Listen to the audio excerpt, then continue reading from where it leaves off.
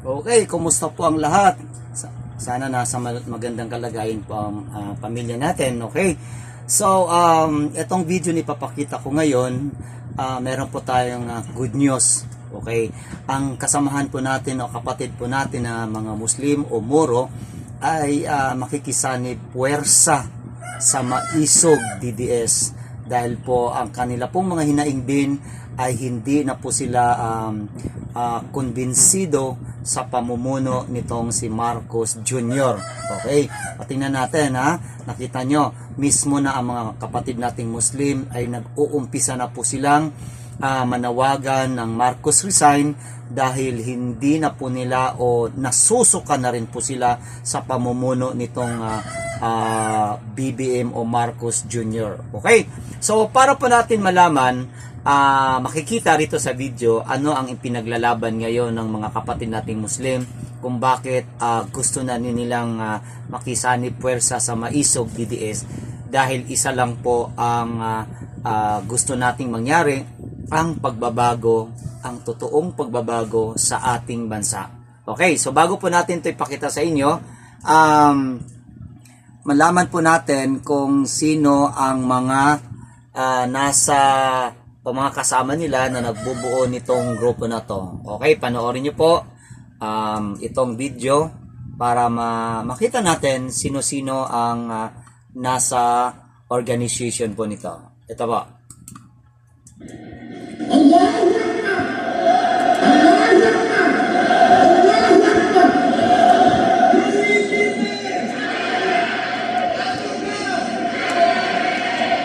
Bakit pa tayo makahanap na ibang leader?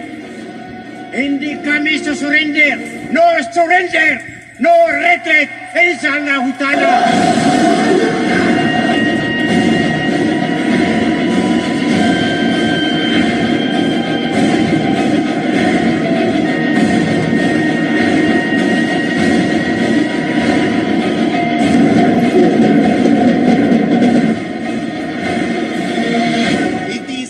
Obligation for the Bangsamoro people to this struggle. Ipaglaban natin ang moral governance, equitable representation in government, and sustainable development for our new generation. Sa isang kaya Pilipinas, sa isang kaya Visayas, nagugyang kaya Mindanao, iyang kaya kinagatan ang mga party, nagugyang kaya Pugato, sa isang kaya Nogastano, Baniuli Katawi, ami akit ginawa sa mga putanong na palay kanurong pud, ay man kung ami ako ang kaya bar, anong kanong matatago, sa ito ay malag na muli anita tigawa, na kanong pakit ginawa, ay man kung ami ako ang kaya bar, na sunggi ang tanong ang kaya Nogastano, as kanyan, di mabubaloy, ay malag na aliron mujahidin, iyon ang tupagay, inshallah.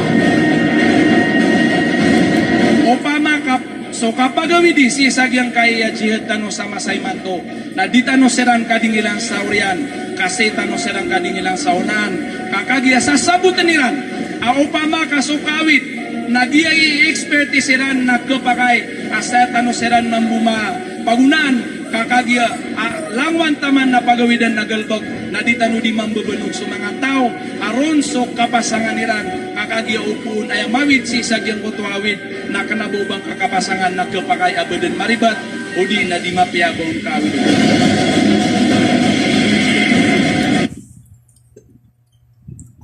Okay, ayun.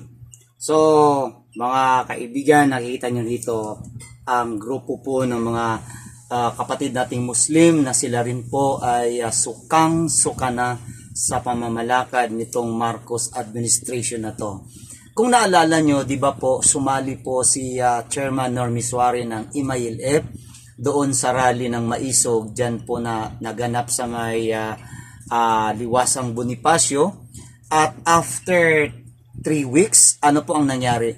Nag-file po sila ng kaso kay Chairman Normie Suarez, at ang hatol kay Normie Suarez, siya po daw ay involved sa graft and corruption. Isipin mo, mismo ang leader ng MILF na si Chairman Normie Suarez ay ginorgor din ni Marcos. Kaya ang galit, sukdulan na ngayon ang galit ng mga kapatid nating Muslim at Moro dyan sa administration ni Marcos. Kaya nga hindi na po siya magtatagal, matatanggal po siya bilang presidente ng ating bansa.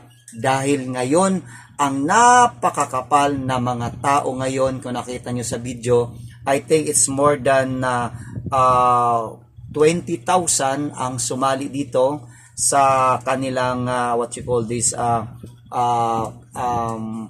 part ng kanilang organization, na kung saan inilahad nila ang kanilang damdamin dito sa administration ni Marcos. Okay, so ito na ngayon ang sasabihin nating umiinit na po ang galit sa malapit ng sumabog na parang bulkan dyan sa may Negros na bago lang sumabog.